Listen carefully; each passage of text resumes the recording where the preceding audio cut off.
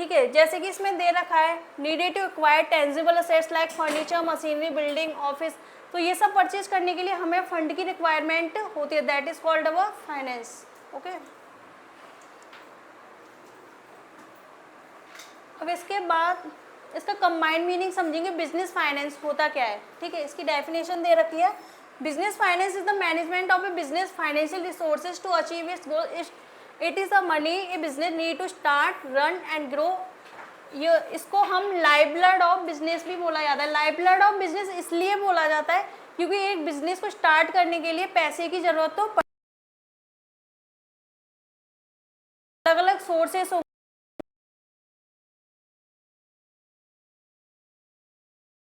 ठीक है,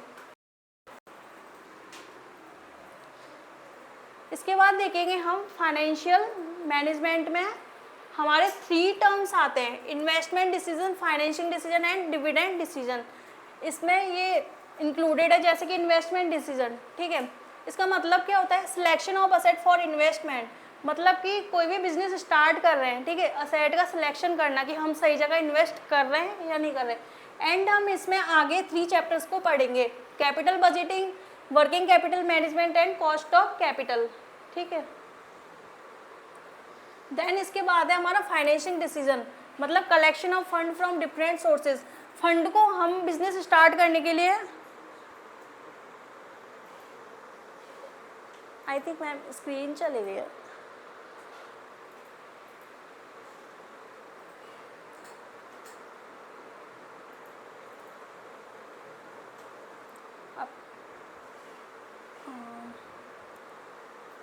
आगे हाँ, हम देख रहे थे फाइनेंसिंग डिसीजन सेकंड नंबर। ठीक है, जिसमें कि collection of fund from different sources, मतलब कि एक बिजनेस को स्टार्ट करने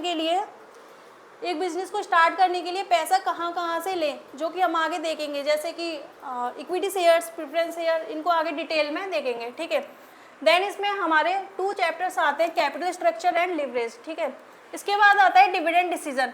इसमें दे रखा है decision of distribution and retention of profit, मतलब कि जो भी जैसे जो हमारे शेयर होल्डर्स होते हैं, ठीक है, कंपनी से शेयर परचेज करते हैं, तो वो भी क्या एक्सपेक्ट करते हैं कि वो ज़्यादा से ज़्यादा मैक्सिमम प्रॉफिट को अर्न करें। ठीक है, तो वो उसी अकॉर्डिंग क्या होगा, डिविडेंड को डिवाइडेड किया जाएगा। ठीक है, इसमें भी हमारे 2 topics, dividend policy and retain earnings.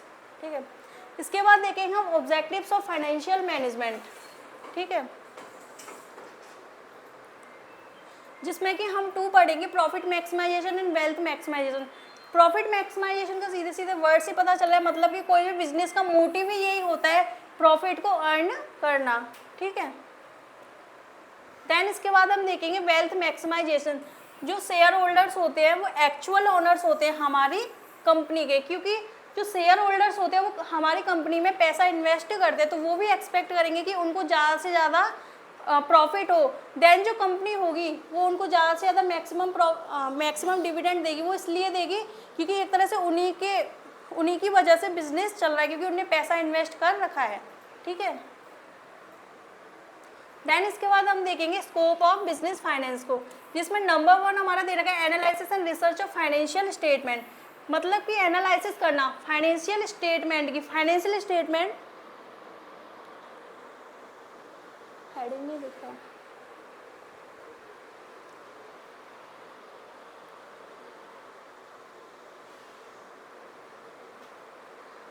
I think student बोल रहे वो हेडिंग नहीं दिख रही ऊपर की है सबसे एकदम थोड़ा सा।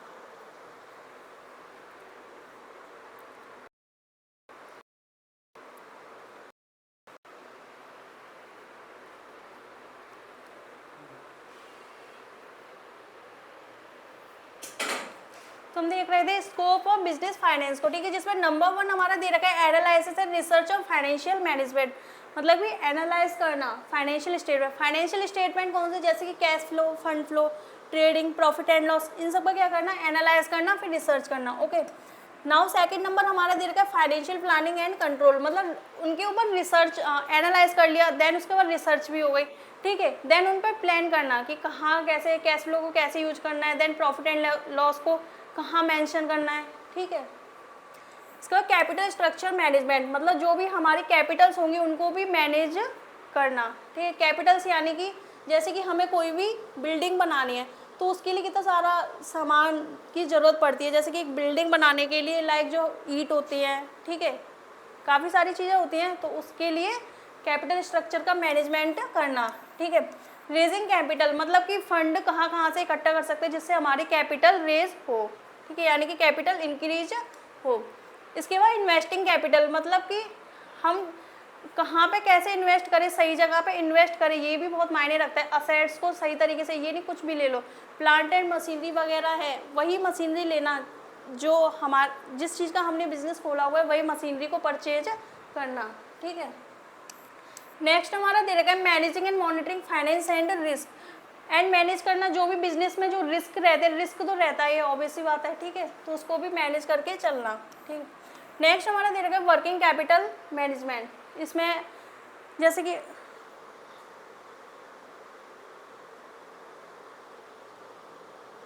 हम कल तक हमारा बिजनेस इकोनॉमिक्स हो गया, बिजनेस फाइनेंस पढ़ रहे हैं हम यूनिट नंबर 4 को, ठीक है, जिसमें हमने बिजनेस एंड फाइनेंस का मीनिंग को समझा क्या होता है, ठीक है। देन इसके बाद हमने जो हमारे डिसीजंस थे फाइनेंशियल मैनेजमेंट में उनको देखा। इसके बाद हम स्कोप को देख रहे हैं, ठीक है, जिसमें काफ़ी तो हो गए हैं, आप लेट हो गए। देन हम इसके बाद वर्किंग कैपिटल मैनेजमेंट देख रहे थे, ठीक है। वर्किंग कैपिटल मतलब कि असेट्स से रिलेटेड उनको भी मैनेज करते हुए चलना, ठीक है। देन हमारा देखा डिविडेंड मैनेजमेंट मतलब जो शेयर होल्डर जो पैसा लगाते हैं तो उनको भी प्रॉफिट जो है मैक्सिमम से मैक्सिमम देना, ठीक है, उनको भी प्रॉफिट देना पड़ता है। देन इसके बाद हम देखेंगे स्कोप और फंक्शंस ऑफ फाइनेंशियल मैनेजमेंट, ये भी एज इट इज़ उसी की तरह होते हैं जैसे कि हमने स्कोप और बिजनेस फाइनेंस के रीड किए थे, एज इट इज़ हमारे इसके भी सेम ही होंगे। जैसे कि प्लानिंग करना प्रोजेक्ट की, मतलब कहाँ कैसे मनी को हमें स्पेंड करना है, ठीक है, जैसे जो भी हमारा फाइनेंशियल स्टेटमेंट होता है उसकी प्लानिंग करना, कैश फ्लो, ठीक है, cash flow, fund flow, trading, P&L, ठीक है। देन इसमें हमारा नेक्स्ट दे रखा है बजटिंग, मतलब कि सारा बजट भी एक तरह से डिसाइड करना, कहाँ कितना खर्च होगा, कितना रॉ मटेरियल लेके आना, कितनी लोगों को सैलरी देनी है, ठीक है। देन इसके बाद हमारा दे रखा है रिस्क मैनेजमेंट, मतलब कि रिस्क तो होता ही होता है जब बिजनेस करते हैं, ठीक है।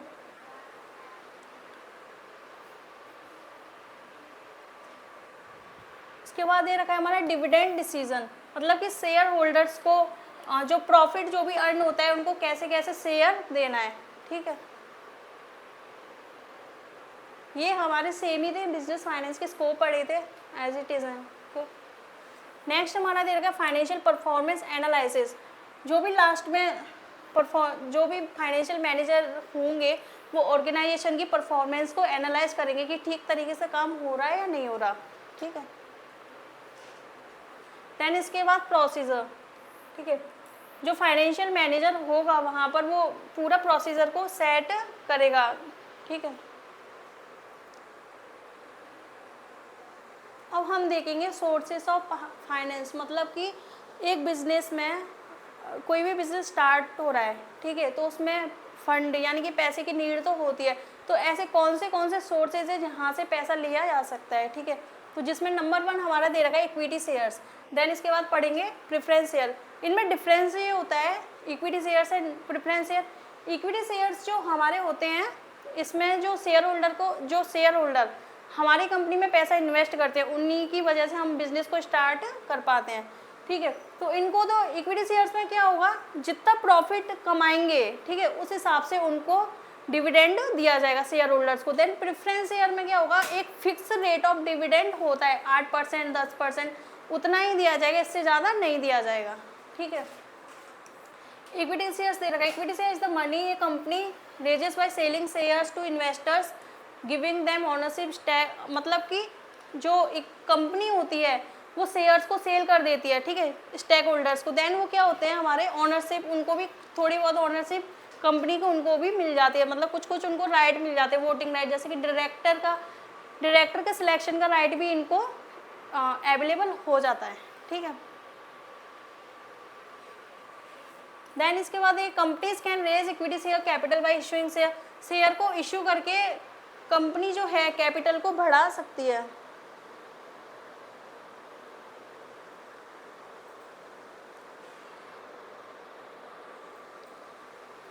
एंड वो किसके थ्रू, जो कंपनी है इक्विटी शेयर्स को कैसे रेज कर सकती है, आईपीओ के थ्रू, इनिशियल पब्लिक ऑफरिंग के थ्रू, एंड सेकेंडरी ऑफरिंग मतलब राइट इश्यू, प्राइवेट प्लेसमेंट, इन सब के थ्रू भी इश्यू कर सकती है। ये जो हम पढ़ेंगे लेकिन यूजीसी नेट के अकॉर्डिंग पढ़ रहे हैं, मतलब इसमें शॉर्ट टर्म लॉन्ग टर्म जो थे वो हम 11 12 एंड ग्रेजुएशन उनमें उन सब में पढ़ते थे। अब हम यूजीसी नेट की प्रिपरेशन कर रहे हैं तो प्रीवियस ईयर जो क्वेश्चन आते हैं उस बेसिस पर चल रहा है, ठीक है। अब देखिए व्हाट इन्वेस्टर गेट, जो कंपनी में पैसा इन्वेस्ट करते हैं शेयर होल्डर, ठीक है, तो वो मतलब क्या लेते हैं, सीधे से और डिविडेंड लेते हैं, ठीक है। उनको क्या होता है, वोटिंग राइट्स भी दे रखा होता है कि मतलब जो भी कंपनीज के डिसीजन होंगे तो उनको शेयर होल्डर्स को वोटिंग राइट है कि वो भी इक्वली उसमें पार्टिसिपेट करें, ठीक है।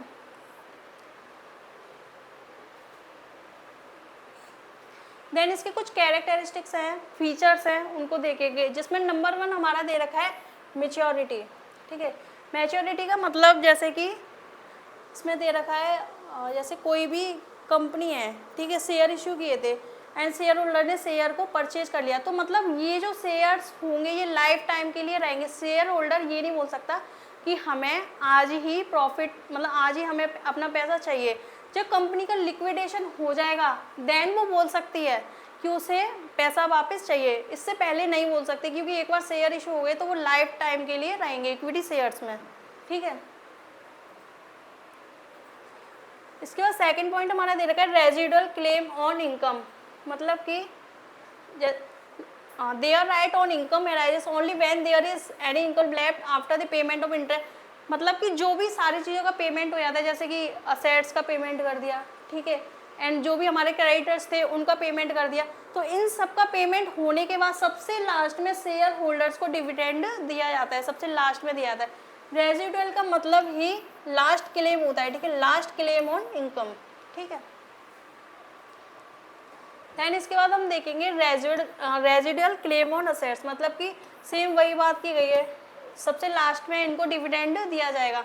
जो भी असेट्स हैं उनका पहले पेमेंट होगा, ठीक है। देन क्रेडिटर्स हैं उनको सबसे पहले पे ऑफ किया जाएगा, उसके बाद सबसे लास्ट में शेयर होल्डर्स को डिविडेंड दिया जाता है।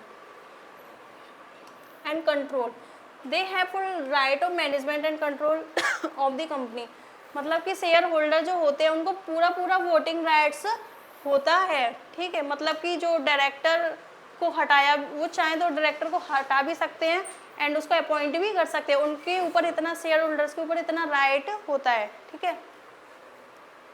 देन इसके बाद देखेंगे हम right of preemption, it is the statutory obligation of the company that it should be present new share, मतलब इसमें सीधे सीधे दे रखा है जो पुराने शेयर होल्डर होंगे ना, इसमें उनको एक प्रेफरेंस, बहुत अच्छी प्रेफरेंस दी जाती है। मतलब जब कोई भी कंपनी है अपने शेयर्स को इशू करती है, नए शेयर्स को इशू करती है, इससे पहले वो जो उसके पुराने शेयर होल्डर जो होंगे ना, सबसे पहले वो उनको इशू करेगी, बाद में नहीं करेगी, तो पुराने वाले को सबसे पहले दिया जाता है।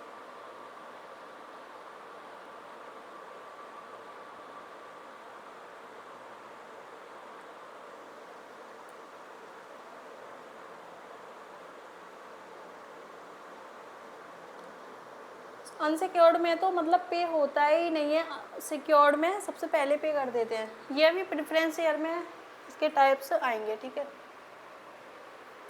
अब हम देखेंगे प्रेफरेंस शेयर कैपिटल को, तो ये तो था हमारा इक्विटी शेयर्स, ठीक है। इक्विटी शेयर्स मतलब क्या था, जितना वो प्रॉफिट कमा रहे हैं उस हिसाब से शेयर होल्डर को वो डिविडेंड देंगे। मतलब कि ये पूरा प्रोसेस था, हमने कोई भी कंपनी खोली, ठीक है, कंपनी खोलने के लिए हमें पैसा चाहिए, तो शेयर होल्डर क्या करेंगे, पैसा इन्वेस्ट करेंगे, देन वे एक्सपेक्ट करते हैं कि ज़्यादा से ज़्यादा प्रॉफिट वो भी अर्न करें, तो कंपनी जो होगी जितना प्रॉफिट कमाएगी तो प्रॉफिट के अकॉर्डिंग उनको रिटर्न में देगी, ठीक है। तो ये तो था इक्विटी शेयर। वहीं पे प्रेफरेंस शेयर कैपिटल में क्या होता है एकदम सेम ही, बस डिफरेंस इतना सा है कि उसमें तो प्रॉफिट के अकॉर्डिंग दे रहे थे, इसमें एक फिक्स रेट ऑफ डिविडेंड होगा 10%, 20%, इस टाइप से, ठीक है। Preference share capital is the money a company raises by issuing preference share to investor, मतलब कि अपनी मनी को रेज करती है, कैसे करती है, प्रेफरेंस शेयर को इश्यू करके।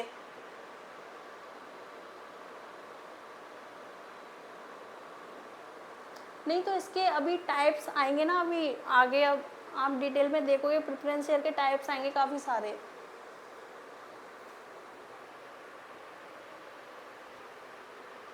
देन इसमें हमारे कुछ पॉइंट्स दे रखे हैं। Priority over common shareholder, preference shareholder are paid dividend before common shareholder. मतलब कि अभी हमने जैसे बात की थी ना, जैसे फर्स्ट प्रायोरिटी इनको दी जाती है, ठीक है, जब कंपनी जब लिक्विडेट होती है, ठीक है, कोई भी कंपनी है, लिक्विडेशन का मतलब कोई कंपनी का समापन हो रहा है, मतलब कंपनी अब बस यहाँ तक ही, अब आगे नहीं चलेगी, लिक्विडेशन, ठीक है। तो इसमें सबसे पहले प्रेफरेंस जो दी जाती है वो प्रेफरेंस शेयर होल्डर को दी जाती है, इक्विटी शेयर होल्डर को नहीं दी जाती। सबसे पहले प्रेफरेंस शेयर को पे करेंगे, उसके बाद इक्विटी शेयर होल्डर को करेंगे, ठीक है। एंड नेक्स्ट हमारा दे रखा है फिक्स्ड डिविडेंड पेमेंट, ठीक है, मतलब कि फिक्स्ड, जैसे कि मैंने अभी बताया ही था, एक फिक्स परसेंटेज होगा। इसके बाद देखेंगे पार्शियल ऑनरशिप, मतलब इनके पास जो वोटिंग राइट की ऑनरशिप वोटिंग राइट की इनके पास ऑनरशिप नहीं होती। इक्विटी शेयर होल्डर के पास तो होती है कि वो डायरेक्टर को हटा भी सकते हैं, अपॉइंट भी कर सकते हैं, लेकिन प्रेफरेंस शेयर होल्डर्स जो होते हैं उनके पास ये ऑनरशिप नहीं होती है, ठीक है।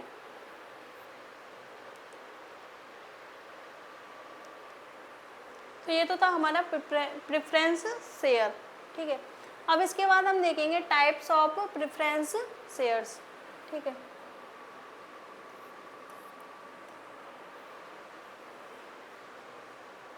क्यों सबसे नंबर 1 हमारा दे रखा है cumulative preference share. Cumulative preference share guarantee unpaid dividend accumulate and are prioritize for payment over common shares. मतलब कि इसमें हुआ क्या, जैसे मान के चलिए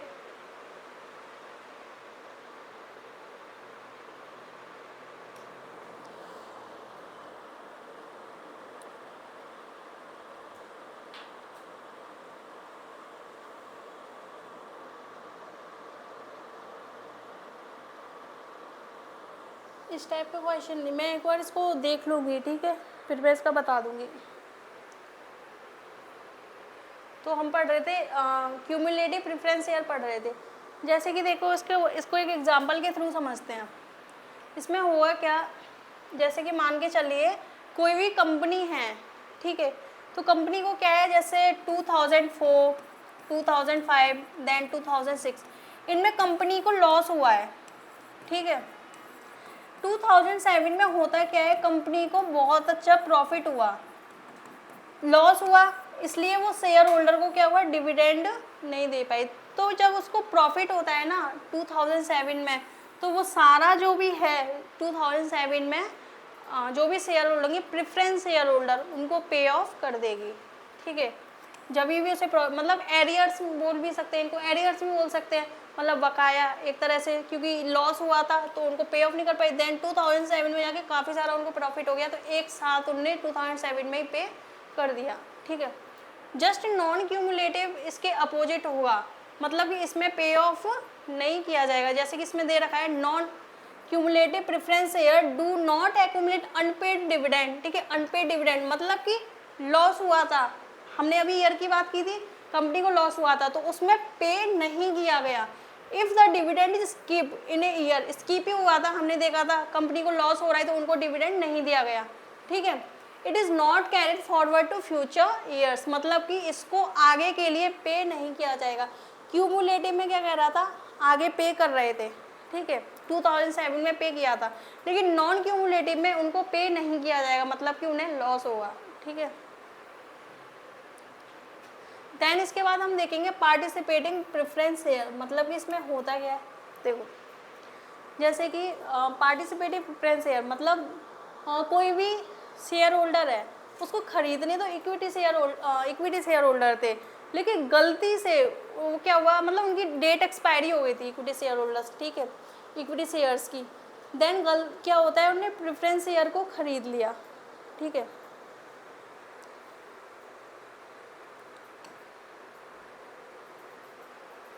नो एक्चुअली पार्टिसिपेटिंग है, ओके, पार्टिसिपेटिंग प्रेफरेंस शेयर मतलब इसमें होता क्या है, जैसे कि इसमें प्रेफरेंस शेयर में हम बात क्या कर रहे थे कि वो fix rate of dividend share holders को दिया जा रहा है, जैसे कि 10%, 12%, लेकिन होता क्या है कंपनी को काफ़ी सारा प्रॉफिट हुआ, वो तो फिक्स रेट ऑफ डिविडेंड उनको दे दिया, ठीक है, शेयर होल्डर्स को, लेकिन उनको प्रॉफिट ज़्यादा हुआ। जितने भी प्रेफरेंस शेयर होल्डर होंगे वो सारे मिलके जाएंगे कंपनी के पास, वो बोलेंगे कि आपको इतना सारा प्रॉफिट हुआ है तो आप हमें थोड़ा और डिविडेंड पे करो। तो पार्टिसिपेटिंग में हुआ क्या, वो उनको एडिशनल डिविडेंड जो होगा पे कर देंगे, ठीक है। जो भी उनका एक्स्ट्रा प्रॉफिट हुआ है, था तो फिक्स, बट उनने डिमांड की वहाँ पे कि आपको एक्स्ट्रा प्रॉफिट हुआ है तो आपको थोड़ा सा और पे ऑफ करना पड़ेगा, देन वो एग्री हो जाते हैं इसके लिए। नॉन पार्टिसिपेटिंग जो होगा जस्ट इसके अपोजिट होगा, मतलब कि these shares only entitle the holder to a fixed dividend, मतलब कि इसमें फिक्स्ड डिविडेंड ही रहेगा with no participation in additional company profit, मतलब कि कंपनी को कोई भी एक्स्ट्रा प्रॉफिट जो हुआ है तो उसका कुछ भी डिविडेंड उनको नहीं दिया जाएगा, ठीक है।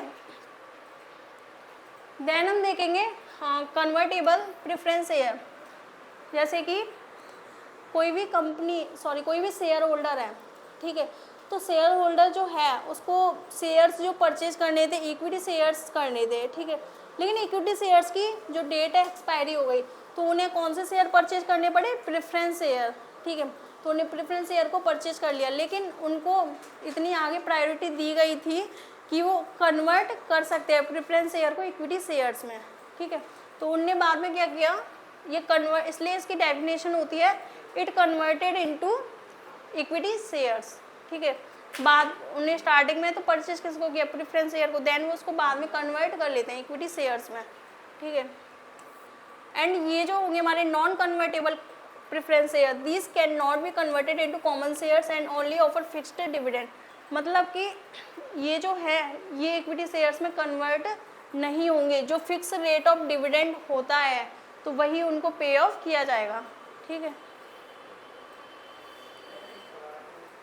इसके बाद हम देखेंगे redeemable preference share, redeemable preference share, these shares can be redeemed और bought back by the company after a certain period और ऑन स्पेसिफिक डेट, मतलब जो रिडीमेबल प्रेफरेंस शेयर जो होते हैं ये फिक्स पीरियड के लिए होते हैं, ठीक है, 4 साल 5 साल, तो उसके बाद मतलब उन्हें नहीं मिलता, तो इसमें दे क्या रखा है रिडीमेबल है, मतलब उन जो शेयर होल्डर्स जो होंगे दोबारा से प्रेफरेंस शेयर को परचेज कर सकते हैं, ठीक है, 4 साल बाद फिर दोबारा से उसको परचेज कर सकते हैं, ठीक है।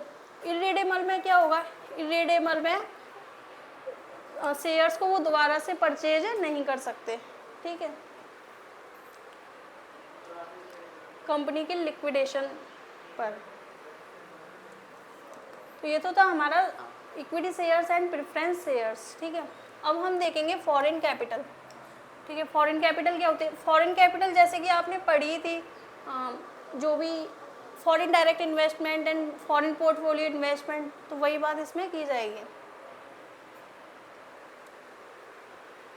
फॉरेन इन्वेस्टमेंट जिसमें कि एफडीआई एंड एफपीआई दोनों ही इंक्लूडेड होते हैं। FDI is when a company और individual invest in a business in another country. FDI तो हमने प्रीवियस पढ़ ही चुका है इंटरनेशनल बिजनेस में, ठीक है, जो भी मतलब अनदर कंट्री में इन्वेस्ट किया जाता है, ठीक है। एंड जो फॉरेन पोर्टफोलियो इन्वेस्टमेंट है ये बनता है हमारा यूरो इशूज एक्सटर्नल बोराइंग्स के थ्रू, ठीक है। इन टर्म्स को अब डिटेल में देखेंगे, जिसमें नंबर 1 हमारी दे रखे है यूरो इशूज, ठीक है। Euro issues are new financial instrument traded in the international financial market. Euro issues is a name given to a source of finance और capital available to raise money outside the home country, मतलब कि वही बात की गई है, हमारी जो होम कंट्री होती है उसके बाहर पैसा इन्वेस्ट करना, ठीक है, या लोन्स लेना अदर कंट्री से। हमारे जैसे इंडिया है तो वो बाहर से लोन को लेंगे लाइक लंदन से, ठीक है, एंड जापान से, या फिर वहाँ पे इन्वेस्ट करेंगे अदर कंट्रीज़ में, ठीक है। Indian companies raise funds outside India in foreign currency, मतलब कि इंडियन कंपनीज जो होगी वो फंड को रेज करेगी, इंक्रीज करेगी बाहर की कंट्रीज़ में, ठीक है। And foreign investors and NRIs जो होंगे इसके मेन सब्सक्राइबर हैं इन सिक्योरिटीज़ के, ठीक है। एनआरआईज यानी कि हमारे जो इंडिया के ही लोग हैं बाहर जाके बिजनेस कर रहे हैं, दैट्स कॉल्ड एनआरआईज, ठीक है।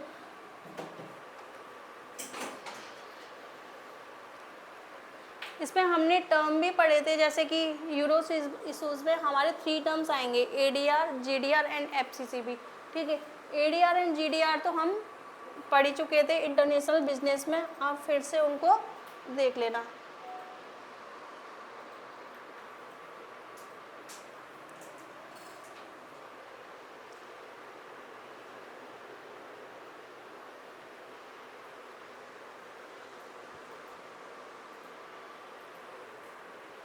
Euro issues are new financial instrument, ये एक फाइनेंशियल इंस्ट्रूमेंट होता है।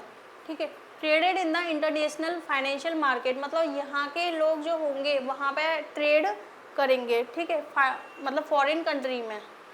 Euro issues is a name given to source of finance और capital available to raise money outside the home country in foreign currency, मतलब कि यहाँ की जो जैसे इंडिया है वहाँ अपनी मतलब फॉरेन करेंसी को क्या करेगी, रेज करेगी।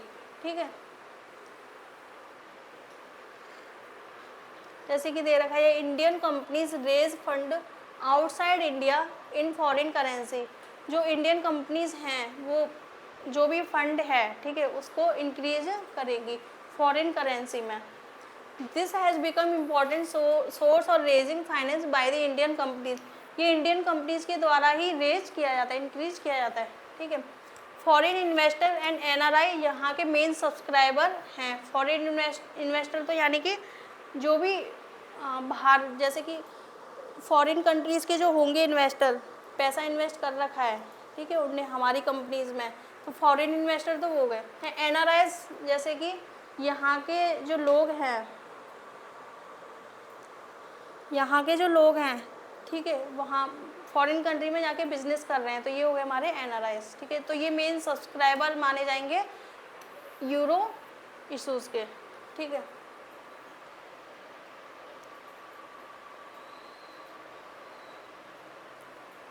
एंड इसमें हमारे 3 टर्म्स आएंगे, ADR, GDR and FCCB। ADR and GDR term तो हमने डिटेल में इंटरनेशनल बिजनेस में FDI चैप्टर में रीड किया था। ठीक है, वहाँ जाके देख लेना। FCCB टर्म को देखेंगे। ठीक है, फॉरेन करेंसी कन्वर्टेबल बॉन्ड्स। पहले क्या था, in India before the adoption of new economic policy, मतलब जो हमारी LPG पॉलिसी है, ठीक है, जो LPG पॉलिसी है, इससे पहले क्या था, इंडिया के पास शेयर इश्यू करने का राइट नहीं था। जब से LPG पॉलिसी आई है, लिबरलाइजेशन, प्राइवेटाइजेशन एंड ग्लोबलाइजेशन, ठीक है, जब से ये पॉलिसी आई है तो इंडिया को भी राइट दे दिया गया शेयर इश्यू करने का। ठीक है, आप देख सकते हो, with the adoption of new economic policy LPG model, Indian companies are allowed to raise their resources by way of equity share in the international market, चाहे वो इक्विटी शेयर फॉर्म में हो सकते हैं, प्रेफरेंस शेयर फॉर्म में हो सकते हैं। ठीक, specially in European stock market, specially कहाँ पे वो मतलब शेयर को इश्यू कर सकते हैं यूरोपियन स्टॉक मार्केट्स में। ठीक है,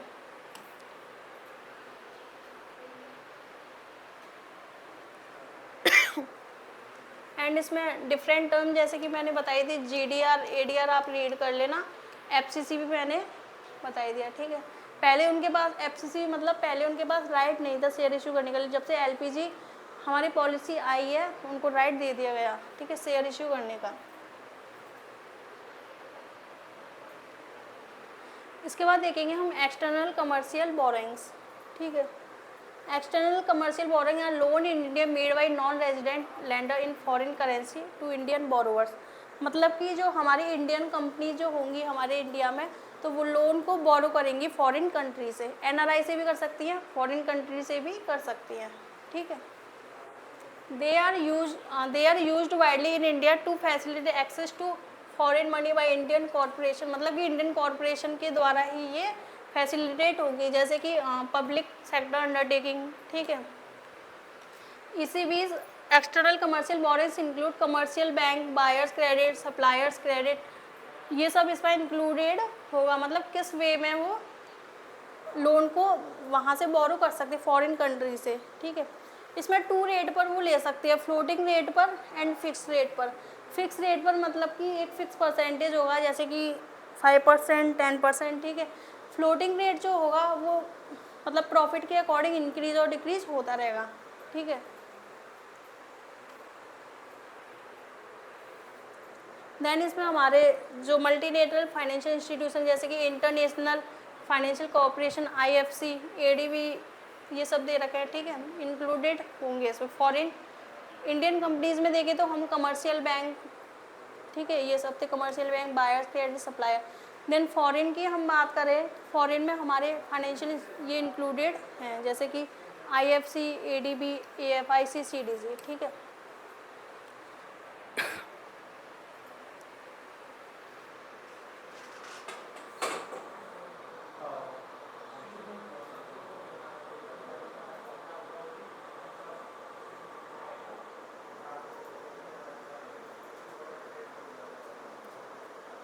शेयर इशू एब्रॉड में करेंगे, मतलब उनको राइट दे दिया गया था, मतलब शेयर इशू का राइट दे दिया गया था कहीं भी, लेकिन जो हमारी यूरोपियन थी उसको स्पेशल प्रेफरेंस दी थी, इसलिए उसका नाम से पता चल रहा है यूरो इशूज, यूरोपियन इशूज, उनको स्पेशल प्रेफरेंस दी थी। नेक्स्ट हम देखेंगे स्वैप, ठीक है। Swap is an agreement between two counter countries to exchange financial instrument, cash flow और payment for a certain time. मतलब कि ये जो है हमारा दो कंट्री के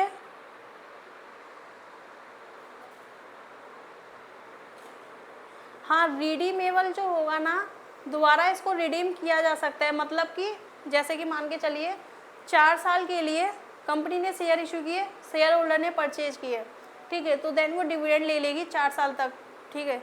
इसके बाद मतलब जो शेयर होल्डर्स हैं उनको राइट रहता है कि बाय बैक परचेज, मतलब कि दोबारा से शेयर को परचेज कर सकते हैं, ठीक है। इसमें ये वाली कंडीशन होती है।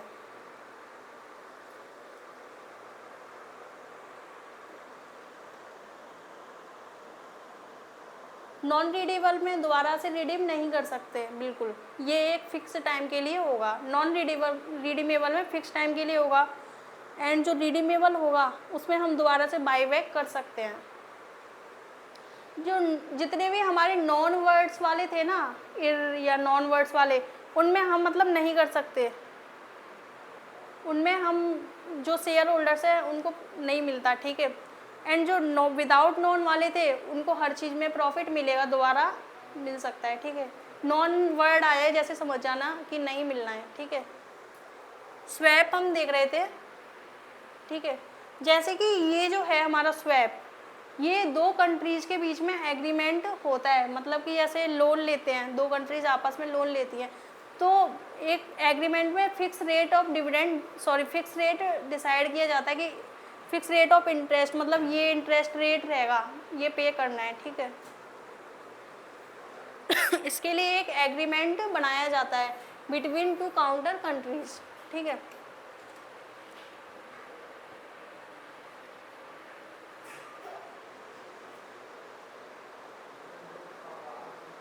रिडीमेबल एंड इरिडीमेबल, इसको वापस से दोबारा से इस टर्म पे हम आएंगे, पहले एक बार इसको कर लेते हैं, ठीक है।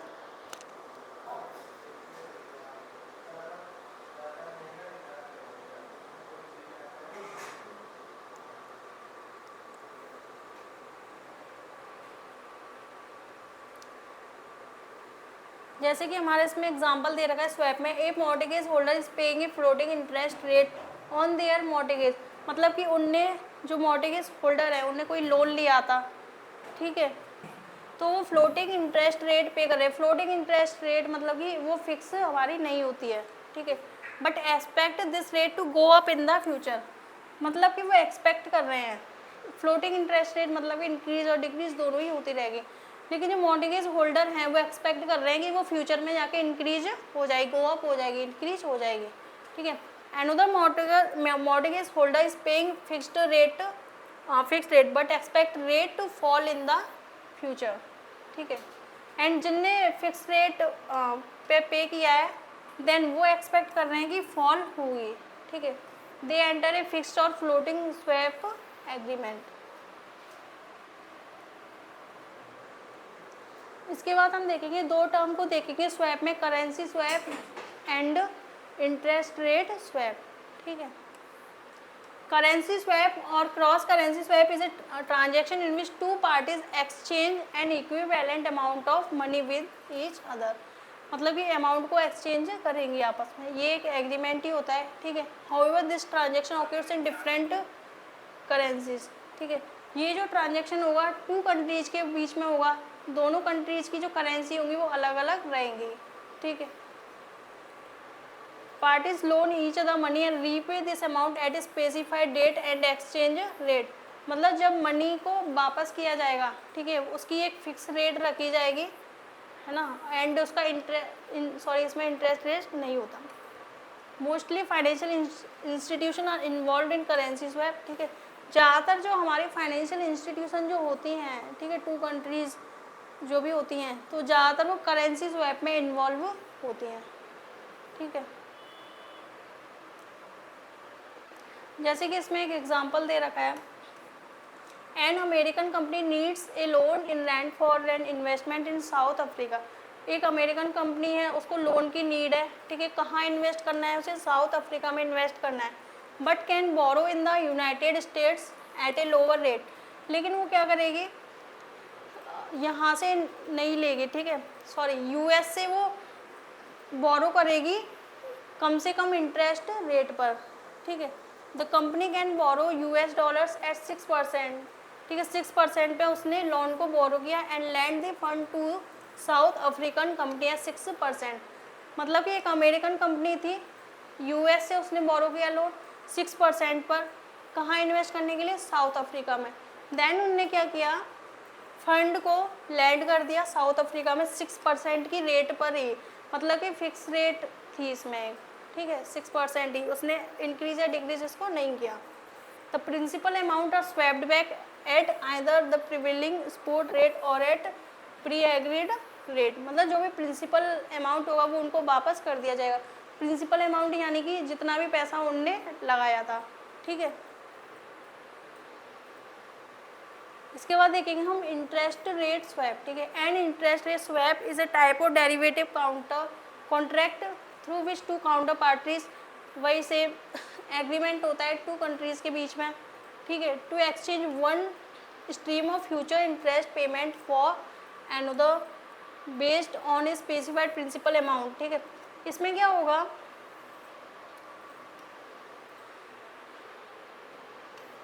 इसमें हमारा प्रिंसिपल अमाउंट प्लस इंटरेस्ट दोनों ही दिए जाते हैं, ठीक है। बाय बैक बैक जब किए जाते हैं, वापस किए जाते हैं, तो प्रिंसिपल अमाउंट भी दिया जाएगा, इंटरेस्ट भी दिया जाएगा, ठीक है। Interest rate swap include the exchange of a fix rate for floating rate, ठीक है। इसमें फिक्स एंड फ्लोटिंग दोनों ही इंक्लूड होते हैं।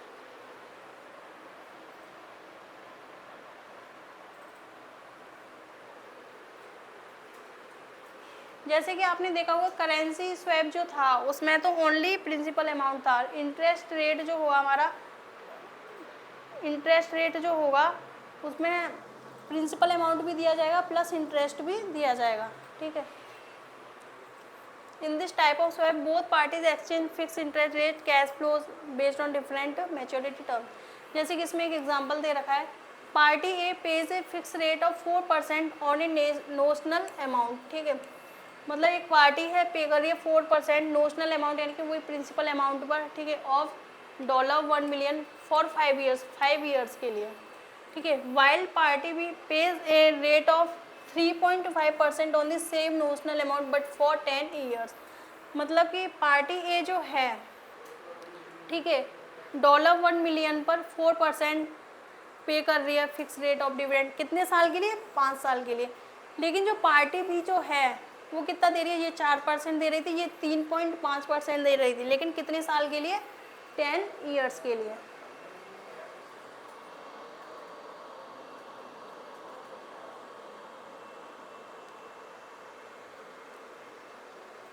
मतलब कि इसमें सीधा सीधा था, जैसे कि करेंसी स्वैप जो होता है हमारा, उसमें बाद में जैसे कि किसी ने लोन लिया, ठीक है, बाद में लोन का जो रीपे किया जाता है, तो उसमें ओनली हमारा प्रिंसिपल अमाउंट जितना था अमाउंट उतना ही पे किया जाता है। इंटरेस्ट रेट जो होगा, इंटरेस्ट रेट स्वैप, तो उसमें प्रिंसिपल अमाउंट भी दिया जाएगा प्लस इंटरेस्ट भी उसके साथ दिया जाएगा, जो कि फिक्स किया गया था ईयर के लिए, 4 साल के लिए, 5 साल के लिए, ठीक है, इन दोनों में ये डिफरेंस था।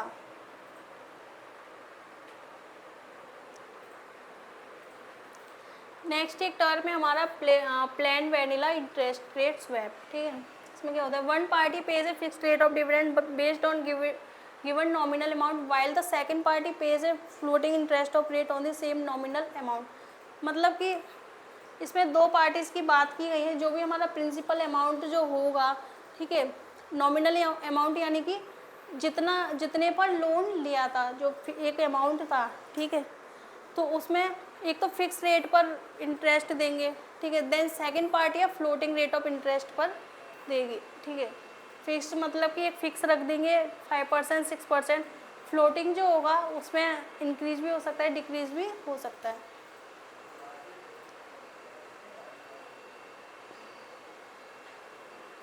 देन इसके बाद दो टर्म है हमारे लिबर एंड मिबर, ये इसी में ही हमारे आते हैं।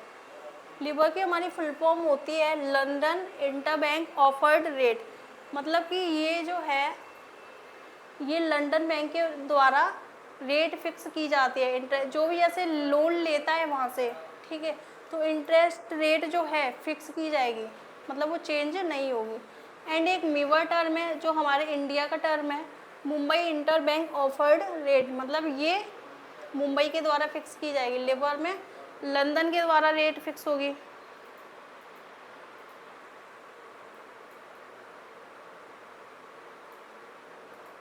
फ्लोटिंग रेट जो होती है ये हमारी इंक्रीज और डिक्रीज होती रहती है। मतलब एक लोन लिया तो इंटरेस्ट रेट जो होता है हम फिक्स रख देते हैं ना, कि इतना इंटरेस्ट पे हम वापस करेंगे, ठीक है, तो फ्लोटिंग जो होगा हमारा वो फिक्स नहीं रहता है, वो चेंज होता रहता है। हाँ, ये चेंजेबल है, ठीक है, वही मतलब ये एक तरह से एग्रीमेंट किया जाता है टू कंट्रीज के बीच में, ठीक है, क्योंकि क्या पता कल को बोल दे परसेंटेज ये था, तो इसलिए बाकायदा एग्रीमेंट बनेगा, उसमें वो परसेंटेज को लिखा जाएगा। ठीक है, एंड नेक्स्ट हमने टर्म देखा लिबर एंड मिबर, ठीक है, जो लंदन के द्वारा फिक्स की जाती है लिबर में, एंड मिबर में मुंबई के द्वारा। इनकी फुल फॉर्म कर लेना, ठीक है। एंड क्या देखना था हमें, redeemable preference share and irredeemable, इसको एक बार देखते हैं।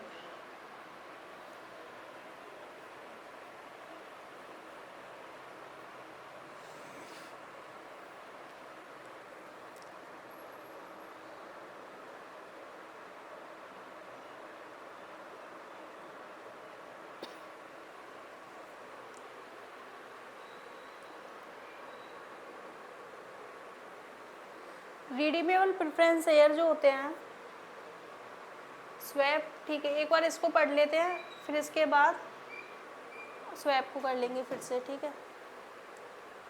Redeemable preference share, these shares can be redeemed और bought back by the company after a certain period. मतलब कि मान के चलिए कंपनी ने शेयर इश्यू किए थे एंड शेयर होल्डर ने उसको परचेज किया था, ठीक है, उसकी एक फिक्स टाइम, मतलब फिक्स टाइम था, जैसे कि 3 ईयर्स 4 ईयर्स, ठीक है, तो एक जो टाइम पीरियड जो है कंप्लीट हो गया, तो उसमें वो शेयर्स को रिडीम कर सकते हैं, ठीक है। देन वो रिडीम भी कर सकते हैं, चाहे तो वो उसको दोबारा से रिडीम कर सकते हैं, मतलब कि वहाँ तक उसको कंप्लीट कर सकते हैं, या फिर एक और कंडीशन है, उनको दोबारा से शेयर, उन्हीं शेयर्स को वापस से खरीद सकते हैं, ठीक है। इरिडीमेबल प्रेफरेंस शेयर जो होंगे इसमें वो उनको रिडीम नहीं कर सकते, मतलब लिक्विडेशन जब कंपनी का समापन हो जाएगा जब ही उनको वो रिडीम कर पाएंगे, ठीक है। रिडीमेबल में तो एनी टाइम कभी भी मतलब उस शेयर्स को वो रिडीम कर सकते हैं। इरिडीमेबल में वो लिक्विडेशन कंपनी जब कंप्लीट हो जाएगी जब ही रिडीम कर पाएंगे शेयर्स को, वो पहले नहीं बोल सकते कि हमें अपना डिविडेंड चाहिए या हमें अपने शेयर वापस चाहिए, ऐसे वो नहीं बोल सकते, ठीक है। स्वैप, ठीक है, स्वैप करते हैं।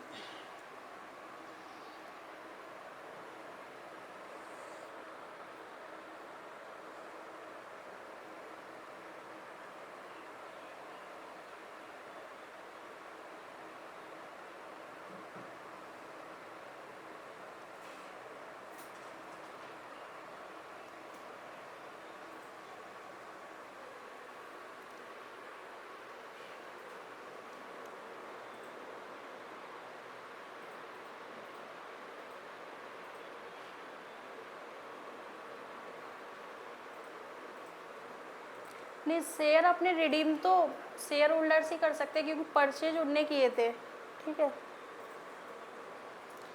रिडीमेबल में वो रिडीम कर सकते हैं, देन इनरिडीमेबल में नहीं कर सकते, लिक्विडेशन के टाइम पर ही कर सकते हैं, ठीक है। स्वैप देखते हैं।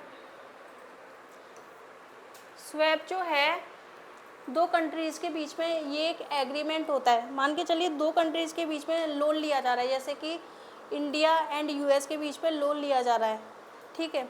तो ये एक एग्रीमेंट बनेगा कि फिक्स रेट ऑफ इंटरेस्ट रखा जाएगा कि इतने परसेंट पर लोन को लिया जाए, ठीक है।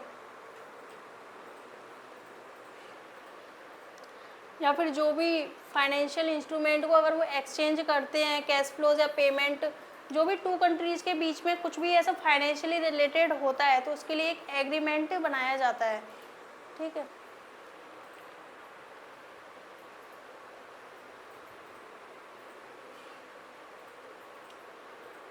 जैसे कि इसमें देख सकते हैं, swaps are primarily over the counter contract between companies और फाइनेंशियल इंस्टीट्यूशन। मतलब ये कॉन्ट्रैक्ट जो है किसके बीच में बनता है, या फिर तो कंपनीज होंगी या फिर फाइनेंशियल इंस्टीट्यूशन होंगे, ठीक है। इसमें हमारे रिटेल इन्वेस्टर्स जो हैं इंक्लूडेड नहीं होंगे स्वैप्स पे इस एग्रीमेंट में, ठीक है।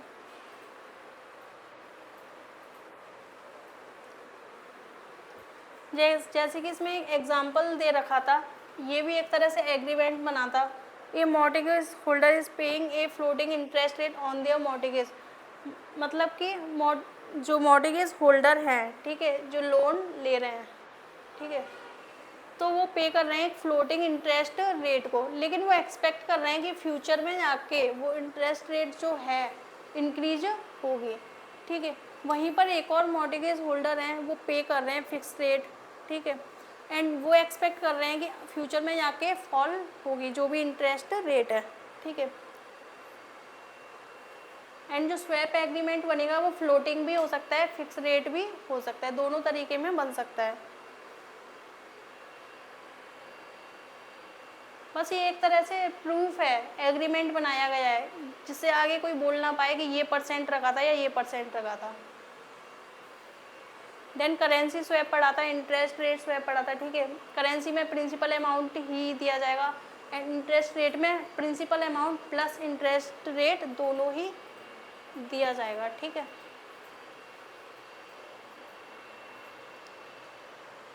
और कोई टर्म, किसी को कोई प्रॉब्लम?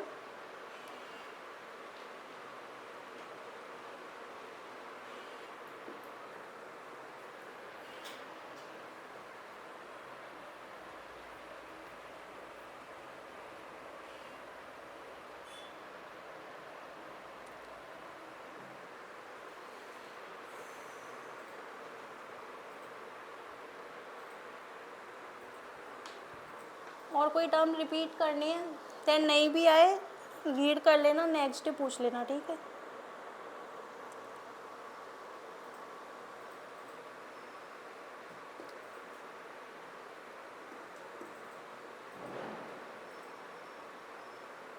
कल हम पढ़ेंगे बिजनेस फाइनेंस का। आज तो हो गया बिजनेस फाइनेंस स्टार्ट की है, जिसमें चैप्टर नंबर 1 किया था, ठीक है, बिजनेस फाइनेंस स्कोप वगैरह, ठीक है।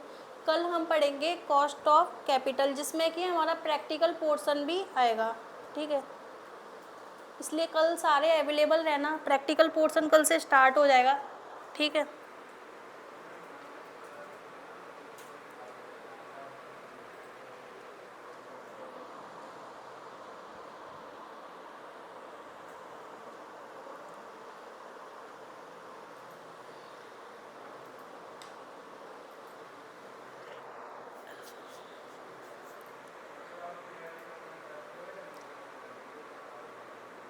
ठीक है, कल कॉस्ट ऑफ कैपिटल को आप सभी पढ़ के आना, फॉर्मूले वगैरह पहले पढ़ रखे हैं आप सभी ने, तो उनको एक बार रिवाइज करके आना जिससे समझने में आसानी होगी, ठीक है।